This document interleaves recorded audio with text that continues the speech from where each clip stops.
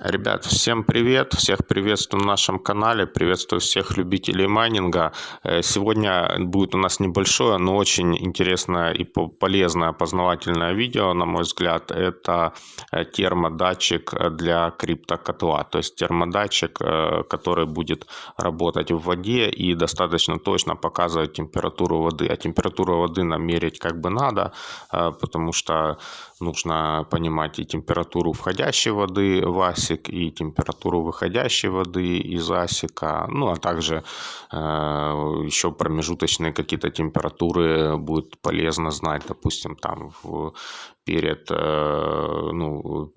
контуром сброса тепла, да, что у вас там будет теплые полы, да, допустим, на входе в теплый пол, там на выходе, посередине, ну и так далее, и так далее. Да, поэтому много вопросов ребята задают, также пишут комментарии, молодцы.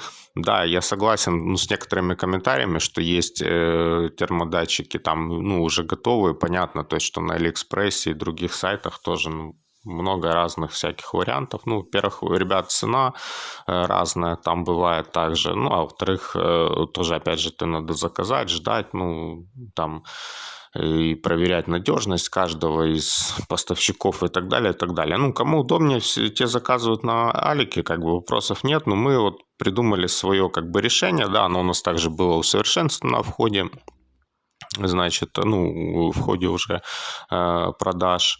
И сейчас покажем вам, какой у нас, значит, термодатчик, какой мы термодатчик предлагаем вместе с нашими водоблоками. Если вы решились все-таки на криптокотел, да, то, в принципе, можете заказать эти термодатчики, чтобы уже, не заморачиваться и не заказывать их в другом месте. Причем они очень надежные и универсальные. Сейчас давайте посмотрим. Вот что из себя представляет наш переходник под термодатчик. Да, собственно, обычные латунные детали, да, которые продаются в любом магазине, и вы, собственно, также сможете это сделать, если у вас есть соответствующее оборудование и навыки. То есть просверлена дырочка в этой муфте, отверстие, вернее, и туда вставлена трубка и впаяна соответствующего диаметра из нержавеющей стали. Она сделана под 4-миллиметровый щуп термопары. Это стандартные такие щупы на китайских термодатчиках. Соответственно, вставляется этот термодатчик в эту трубку, и мы смотрим, значит, показания температуры.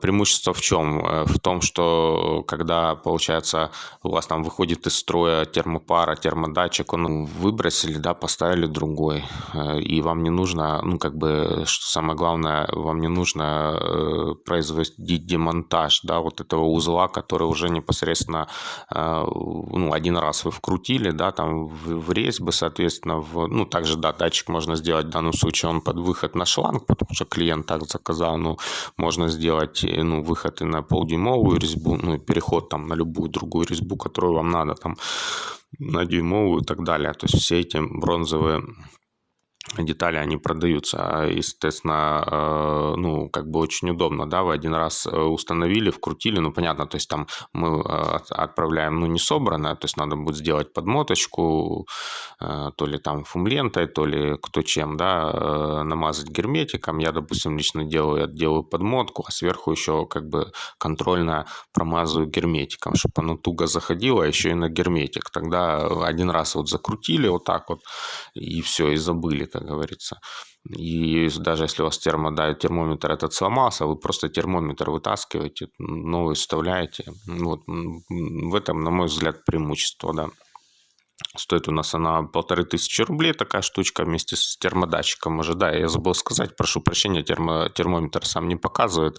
Такое часто бывает, кто заказывал такие термодатчики, те знают, они приходят с севшими батарейками. Просто уже, собственно, не успели поменять батарейки еще, снимали из цеха, как было. Поэтому извиняюсь за этот нюанс. Я думаю, все понимают, да, что если поставить батарейки, то будет он показывать комнатную температуру. Вот, поэтому очень удобная штучка такая, 1500 рублей стоит у нас. Ну, как минимум, допустим, на один асик нужно 2, я считаю, потому что на вход в асик и на выход в асик нужно понимать температуру. Еще, ребят, очень важный момент, я думаю, все понимают, да, что это переходник под термометр. Это не для автоматики. Автоматика у нас работает непосредственно из водоблока. Там мы изначально делаем отверстие, причем там другой диаметр, диаметр термопары, термореле, он больше на самом деле. Вот. И это получается отдельный разговор. А в данном случае мы измеряем температуру воды, собственно, просто для визуализации, для понимания.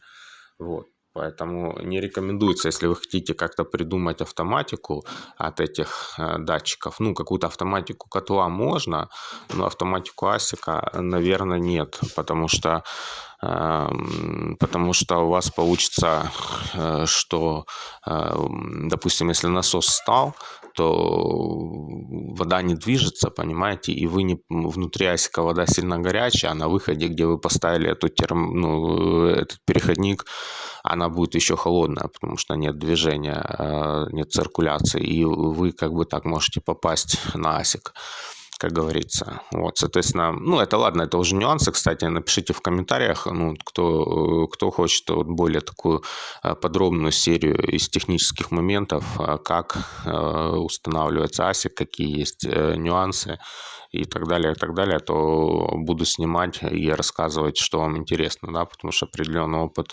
установки криптокотлов у нас уже есть и у наших клиентов. Вот, ну, собственно, я думаю, что достаточно подробно рассказал. Ребят, кому интересны датчики такие, пишите, заказывайте в личку. У кого есть вопросы, пишите в комментариях, пишите в нашей группе Telegram, пишите мне в личку, буду стараться отвечать, насколько это можно быстро и подробно. Всем спасибо за внимание, всем пока.